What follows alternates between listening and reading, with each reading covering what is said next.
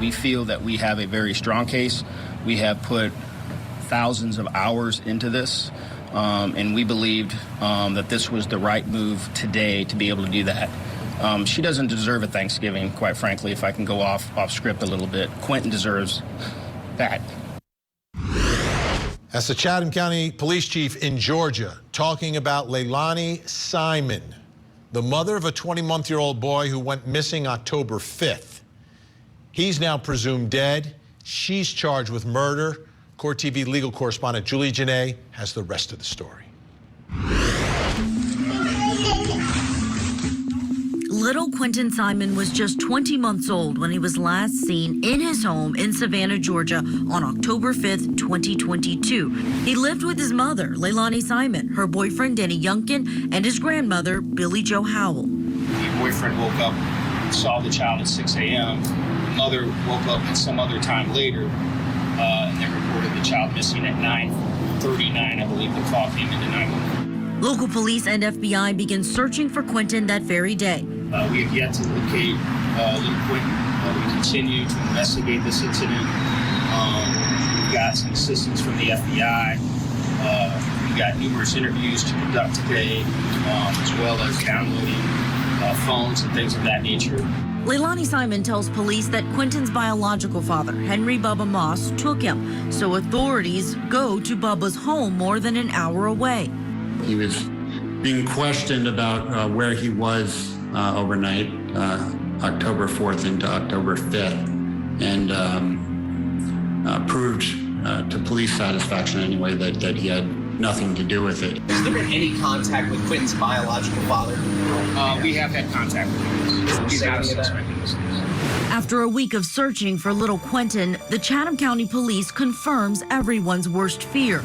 Quinton is believed to be dead, and his mother, Leilani, is the primary suspect, but no charges or arrests are made. What are you doing? What is going on here? Where's the FBI? Where's Secret Service? Somebody needs to find this baby and lock her up. After that announcement, all eyes turn to Leilani. Protesters, podcasters, and YouTubers gather outside of her home day and night. Nearly 3 weeks after Quinton was reported missing, Leilani and her mother finally speak out in an interview with WTOC News. And if something does come up that I am at fault, I will take myself to that police station. Then, 47 days after Quinton vanished, law enforcement find remains of a human child in a local landfill, and they arrest Leilani Simon. Our search teams at the Waste Management landfill found what they believed were human remains. This afternoon, the FBI lab in Quantico, Virginia, confirmed that they are, in fact, human remains. Additional testing, including a DNA analysis, is being conducted, and we have every reason to believe that this will confirm the remains are Quinton's. Simon faces charges of giving a false statement to police, concealing a death, and malice murder. Let's bring in Court TV legal correspondent Julia Janae, joining me live in studio right now. Julia, wow. So what more have we learned about the arrest of Leilani? We're learning two things. One, how she eventually was turned over to police, how she turned herself in, and also where she might have been immediately before she was arrested. One of the most curious things about this case is even though police announced that she was their primary suspect, they didn't arrest her, they didn't charge her. They felt comfortable with letting her continue to live her life while they gathered the evidence. That took 47 days of them gathering evidence before they named her a suspect as far as charges go. And while that was happening, this cloud of suspicion, it just expanded to all of the people who were inside of the house. That included her boyfriend, Danny Youngkin, her mother, Billie Jo Howell.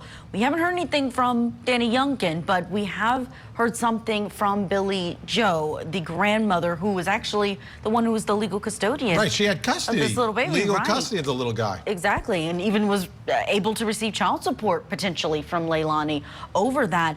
She had this to say in a statement on a podcast, Voices Behind the Wall, yesterday. Let's take a listen to how she says she was the one who turned in her own daughter. I get a call from the place that she was at telling me that Leilani has checked herself out. Well, they're wanting me to come pick her up, and I've already made it very clear that Leilani cannot come back to my home. So I made a call to the FBI. Whenever I made the call to the FBI, I let them know what was happening in the current circumstances. I took her to Chinatown Buffet and let her have a meal because I knew already that it was going to be the last free world meal that she was going to have. Mm-hmm. So I leave from there and I take her to the FBI office. And I sit at the FBI office for 4 hours. And I hug her and I tell her that the best thing she can do is just be honest and tell the truth. Now, Leilani still at this time is holding to her words that she didn't do this. Now, because of the way I feel and the way I believe and because of the circumstances that has happened over time, I don't know that I can believe my daughter. But there is a part of me that wants to.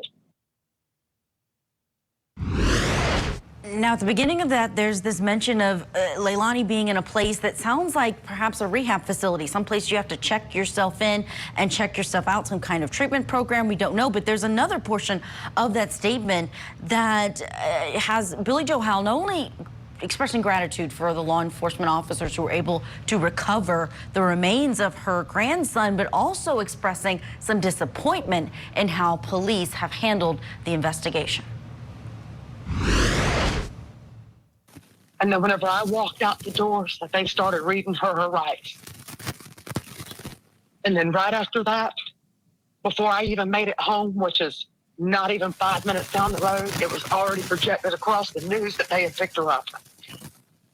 And I'm very disappointed in that because I have been supportive as a mother, but ready for a conviction and ready for justice. And ready for peace in my heart and peace in my home. And I have asked for them to restore my home, for it to be safe and peaceful. And nobody has done that. And I have complied and taken the beating from everybody for a long time.